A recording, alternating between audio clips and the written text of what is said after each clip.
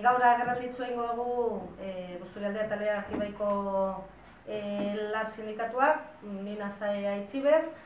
gero Jobi Alkortak ingo dugu negoziaketa kolektiboaren inguruan, eta Ramon Garaizar herri aktibazioa eta gure postua hor barruan zein dan hori azalduko dago.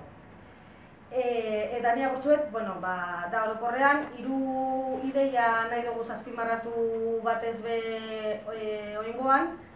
eta da, aldaketa prozesu baten gauzela momentu honetan. Aldaketa hau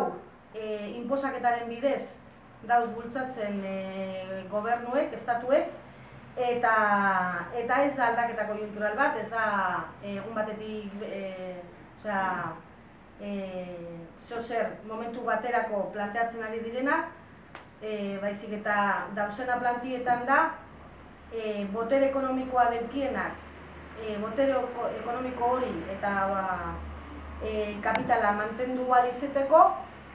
neurri estruktural batzuk dauz plantietan, eta horretarako behar dabena da herritarrak orokorrien eta langileak pobrezian bizitzie.